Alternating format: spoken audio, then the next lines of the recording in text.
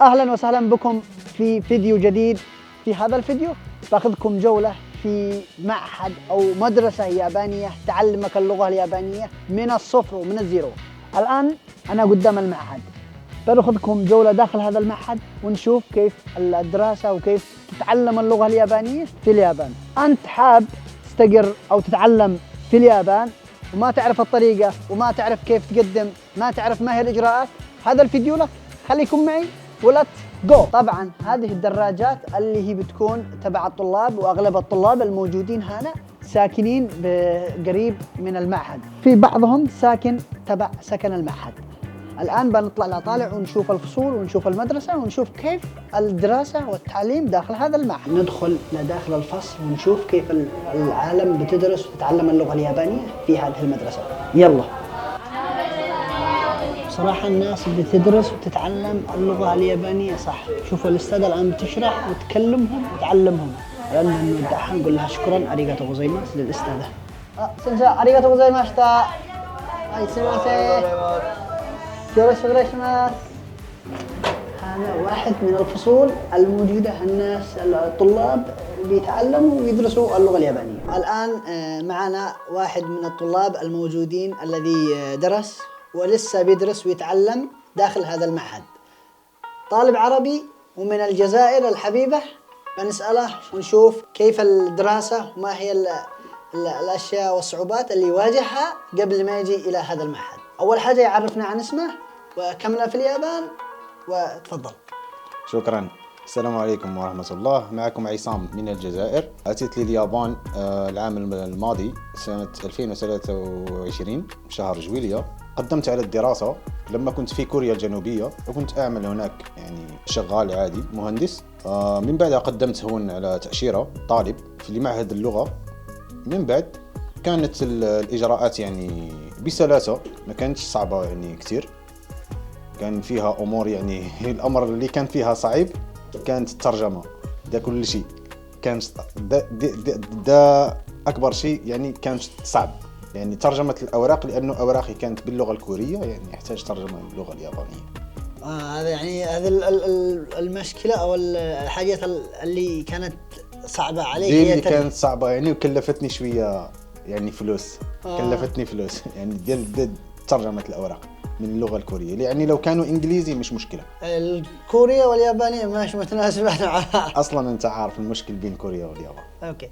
بالنسبة يعني ليش اخترتها اليابان؟ يعني بالرغم أنك عايش في كوريا، ما هو السبب اللي يخليك تجي إلى اليابان وتختار هذا المعهد أو تتعلم لغة يابانية وتستقر في اليابان؟ أول حاجة أنه أنا من صغري أحب اليابان، يعني مش غير من يعني ذهبت لكوريا عشان خبرة، أكتسب خبرة. يعني في الجزائر أنت عارف كاين في خبرات في عدة مجالات، بس في اليابان أنت عارف تكنولوجيا، صناعة، عدة مجالات يعني تقدر تستغل منها وتكتسب خبرة كبيرة.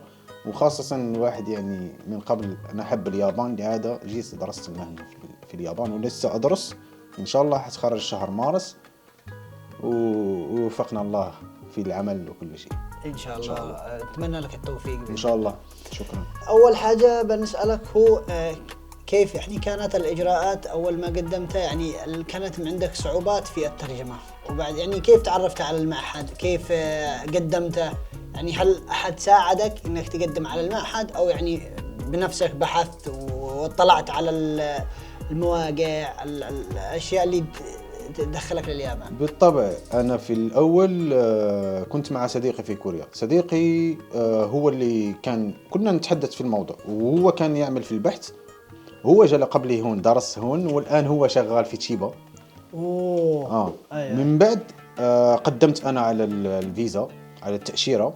كانت سهلة، ما كانتش صعبة، كانت بسلاسة، خاصة مع المدرسة. وهذه المدرسة هون يعني ساعدوني كثير في الأوراق، وكانوا يعني أشخاص طيبين، والله أشخاص طيبين كثير، ويساعدوك حتى في الأمورات يعني اللي تكون شوية صعبة بالنسبة لنا إحنا. الوثائق يعني اللي تكون صعبة هم تكون سهلة بإذن الله. يعني تسهلوا معك، تسهلوا معنا في الأوراق كثير. سهلوا، خاصة إحنا يعني جانب شمال افريقيا يعني إيه، متساهلين كثير معنا. والعرب يعني اللي من العرب يعني لانه احنا قليل هنا قليل. ده دي البوينت. يعني لو تشوف يعني البلدان الاسيويه راح يلاقوا صعوبه اكثر. يعني على سبيل المثال كشف الحساب في البلدان الاسيويه راح يطلبوا لهم كشف حساب لمده 3 سنوات. أوه. بس احنا العرب راح يطلبوا لنا كشف حساب لمده سنه. يعني فيه تسهيلات من جانب ليس من جانب المدرسه، من جانب الإيميجريشن. اوه يعني انت فاهم الموضوع؟ يعني من جانب الإيميجريشن، من جانب الدوله، الدولة يعني الجوفرمنت، من جانب الدوله فيه تسهيلات. يعني مش هادو هون يعني غير يطبقوا التعليمات. يعني المدرسه تطبق الا التعليمات. اللي يعني تجينا الجوازات والإميجريشن هذا صح. المعهد بيكمل الإجراءات. يكمل الإجراءات. يعني أنا أنصح يعني كل يعني شاب، وخاصة اللي يكونوا بين العمر 25 حتى 35 سنة، نقول 20 حتى 35 سنة، يعني اللي يحبوا يجوا يدرسوا في اليابان عندهم فرصة كبيرة. يعني يتعلموا اللغة، يتعلموا عدة لغات يعني مثلها الإنجليزي، اليابانية خاصة. يركزوا على اللغة اليابانية هم في اليابان. يعني لو ما تدرس اللغة اليابانية راح تلاقي شوية صعوبات في المستقبل. من بعد التخرج راح تلاقي صعوبات في العمل. يعني أنصح الشباب وأنصح كل من في البلدان العربية يجي لليابان، يجي يدرس لغة يابانية، ومن بعد يتوكل على الله وراح يلاقي تسهيلات إن شاء الله من جانب المدرسة ومن جانب الإيميجريشن بإذن الله. تكون سلاسة كبيرة إن شاء الله.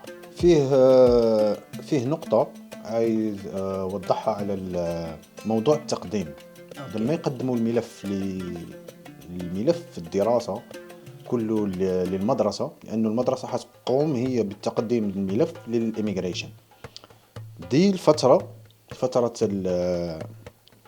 الانتظار اللي هي من 3 أشهر حتى 6 أشهر عشان يخرج قبول من الإيميجريشن، يتحصل على موافقة وهي شهادة الأهلية. عشان يتحصل على شهادة الأهلية، لو يتحصل على certificate eligibility، لو جاكونو شوميشو هاي لو يتحصل على هذه الشهادة يعني قضي الأمر. يعني راهو تحصل على تأشيرة. لما ياخد فيه المشكلة أيضا الترانسفير، الفلوس، موضوع الترانسفير عشان تحول من بلاد عربية لبلاد أجنبية ممكن يلاقوا ثاني صعوبة. صح.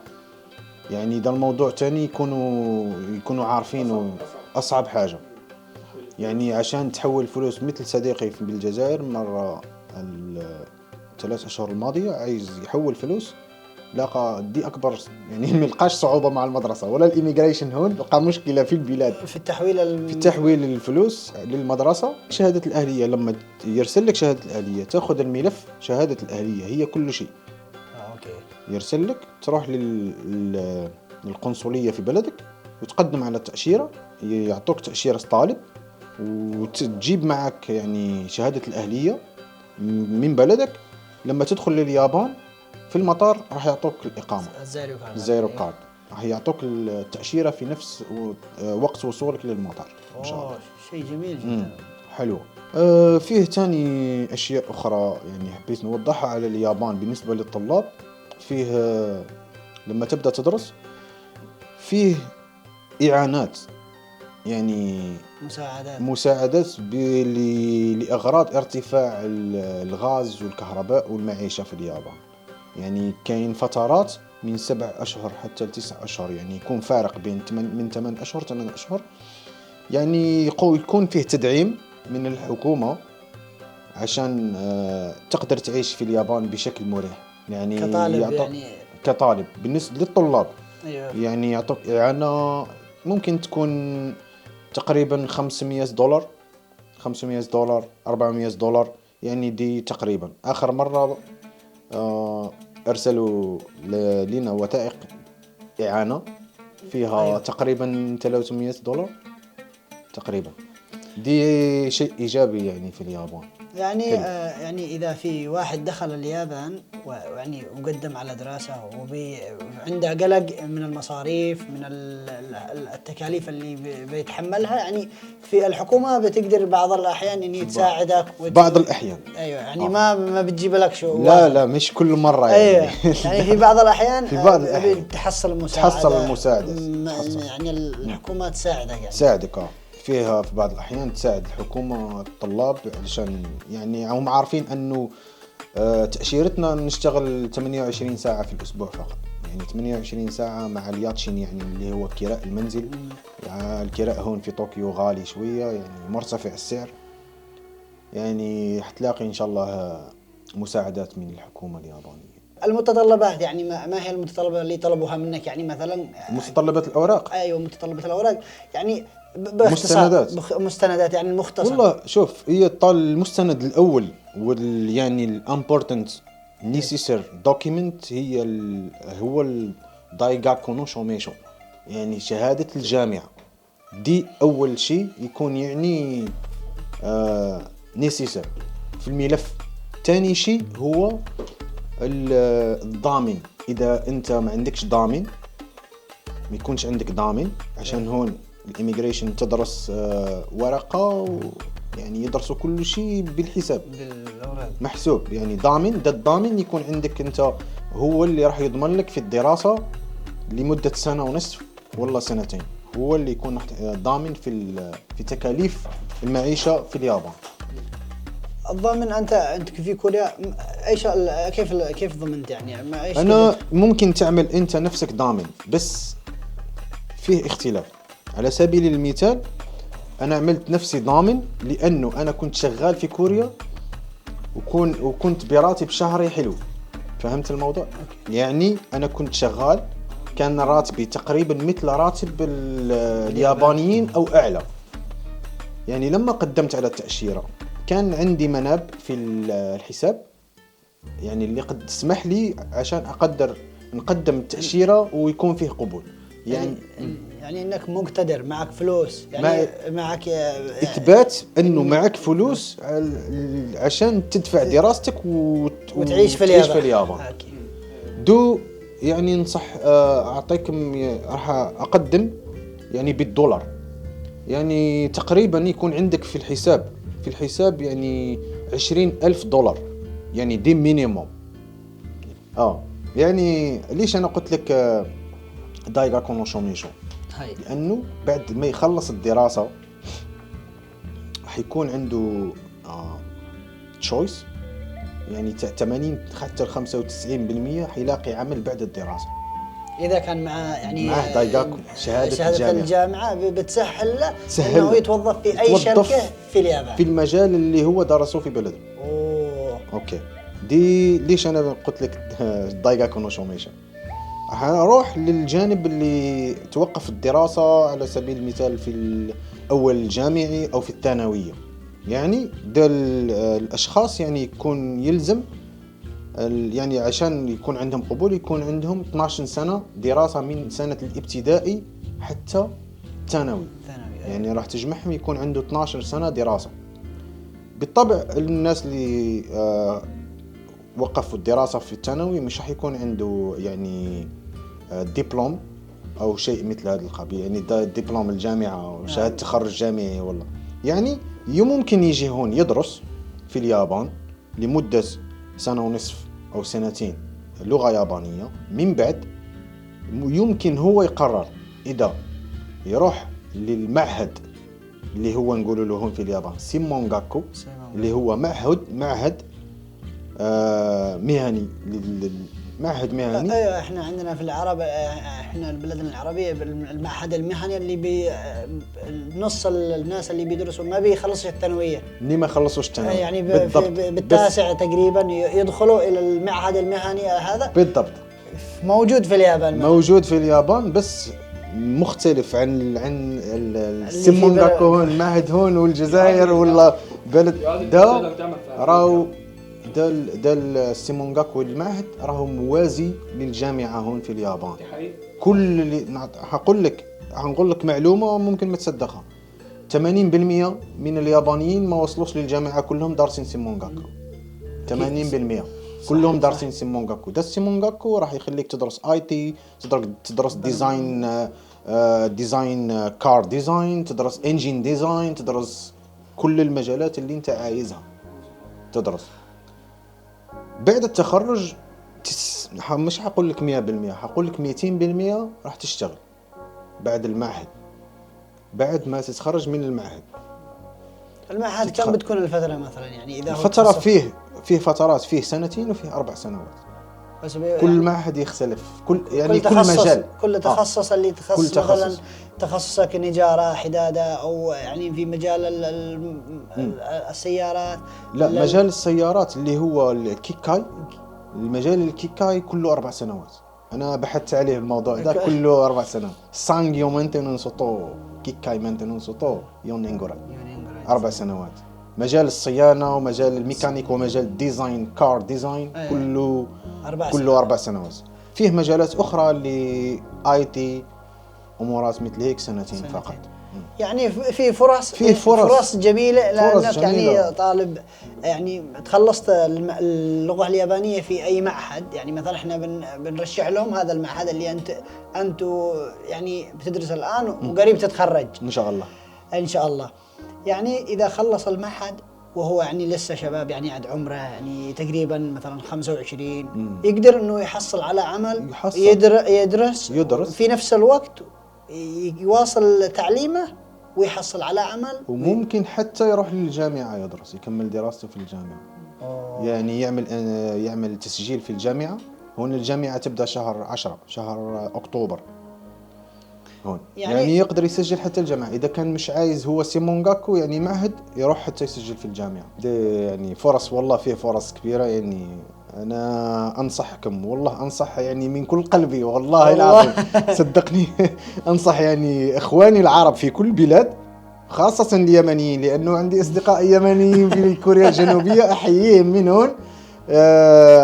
جمال وكمال وكلهم على راسي أحييهم من هون، من اليابان، من طوكيو يعني. وكل العرب نتمنى إن شاء الله تديروا يعني تتقدموا في حياتكم المهنية وحياتكم الدراسية، ونتمنى لكم كل الخير إن شاء الله. الآن بنجري مقابلة مع المدير، هذا المدير حق المعهد، وأيضا طلاب من الموجودين في هذا المعهد ويتكلموا لغة يابانية، وطبعا ما هي لغتهم مش الأم. وناماي وانندسكا يوكي توماشيماس. وشوشين وادوكو دسكا. مونغول. هذه هي من المنغول، وتتعلم اللغة اليابانية في هذا المعهد. الآن بنخلي محمد صديقي يعمل معهم مقابلة ويتكلم معهم ويسألهم الأسئلة باللغة اليابانية. こんにちは。質問なんですけど、どうして東京国際知識学院選べましたか？モンゴル人の先生がいましたので、わからないことがあったらすぐ相談できるからこの学校を選びました。私にとっては、日本語わからなくても、自分で頑張って先生の話をちゃんと聞いて、日本語を学ぶとできないことはないと思います。そうらしいです。ゼロからとかこういう学生たち向けどういうアドバイスとかありますか？まずはみんな日本語わからないですね。だからまずは勇気を出して、ちゃんと話して先生たちとも他の留学生の友達とも日本語をよく喋る、毎日喋ることがあったら日本語をもっと上手になると思います。そうです。ここに来て今まで何年ですか？1年です。1年ですね。すごい日本語それとっても上手です。先生たちのおかげです。そうらしい。自分の国で字しか勉強してなかったです。ここに来たから勉強して本当ですか？لذا هنا يا جماعة في المكان ده هنا في طوكيو كوكساي تشيشكي جاكوين احنا ما عندناش إلا الطلبة المميزين فقط، وده حاجة تطمنك ان انت طبعا تيجي هنا وسط ناس زي دول، منغوليا ونيبال والصين وكوريا الجنوبية وفي من اوروبا وعرب، وبالمناسبة أنا برضو كنت من طلبة المدرسة من إيجيبت، فدي حاجة عظيمة جدا إن تبقى وسط الناس الجميلة دي.で、ゆきさんはどういう暮らし方してるんですか？朝起きてまず学校に来るんですね。先生たちの授業、先生の話ちゃんと聞くことはとても大事。うちでも勉強することも必要だと思います。ルーティンとかありますか？まずは学校で勉強したことを家に書いて宿題みたいにもう一回繰り返す。アニメを見ることも私好きで、アニメも勉強になる。私もそうだった。ゆき先生からのアドバイスです。アニメ、やっぱり生活も日常会話、あとは音楽、先生の宿題とか、それを含めて勉強になりますよね。いや本当に素晴らしかったです。一日でどれぐらい日本語勉強してるんですか？1日で3時間ぐらい。学校の授業以外？そうですね。週は1回3回ぐらいかな。今大学にも語学してるから、これ3月卒業したらもう大学に進学します。هذا هو المكان حق المعلمين في المدرسة. هذا خلونا الآن نفعل جولة أيضا داخل الفصول ونشوف كيف الفصول بعد ما قد ذهبوا الطلاب. تعالوا شوفوا، هذا أحد الكلاسات أو الفصول اللي بيدرسوا الطلاب في هذه المدرسة. الشاشة والكراسي يعني أشياء مرتبة، يعني تستمتع وتدرس وتخزن اللغة اليابانية في عقلك سريع. こんにちは。こんにちは。国籍は何中人？国です。今日本に来て今まで1年ぐらいです。学校はどうやって知りましたか？友達の勧め、近くに人があるから便利ですよ。ここに来たい学生たちの悩みとかに対してリオさんのアドバイスを。自分の勇気は出すと大体できる仕事が探すことができますよね。そうです。本当に素晴らしいアドバイスなんですね。その学校はどうですか？どう思いますか？先生たちは毎回授業の時も本当に見つめて、わからないの部分は何回も教えて、だから本当にいいです。先生は優しいですか？そう、先生が好きです。いや本当ですか？はい。わからない部分は放課後でも授業前でも先生に聞きますともいいです。皆さんこんにちは。私は東京国際知識学院の西野です。佐々木です。よろしくお願いします。東京国際知識学院は東京北区にあります。皆さん早く日本に来てください。日本語は、どっから教えていますか？ひらがなから丁寧に教えますので安心してください。ゼロから日本語を学ぶことができます。英語が話せる先生はいらっしゃいますでしょうか？はい、学校には英語が話せる先生がおります。しかし、授業はすべて日本語で行います。早く日本語を話せるようになるために日本語で行います。1日に何時間勉強すればいいですか？はい、1日3時間勉強します。月曜日から金曜日まで毎日勉強します。午前中のクラスと午後のクラスがあります。学校の勉強の時間だけでいいですか？予習と復習はした方がいいですね。わかりました。で、学生から先生たちから復習の仕方とかも教えられてますよね。はい、もちろんそうです。アラブ人の学生とかいますか？はい。アラブの学生は今10人います。エジプト、アルジェリア、モロッコがイエメンの学生が今ここで勉強しています。だから安心してお友達もいっぱいいますので日本に来てください。食事の話？もう本当に心配が。最近東京にはハラールショップやハラールレストランがたくさんあります。ですから大丈夫です。日本の生活、一人で日本に来るんだけど、どういうふうにそういう生活？日本に来たら寮も、紹介できますし、アルバイトももちろん紹介することができますので、日本に来たらすぐ生活をすることができます。それでは皆さん日本で待ってますので来てください。はい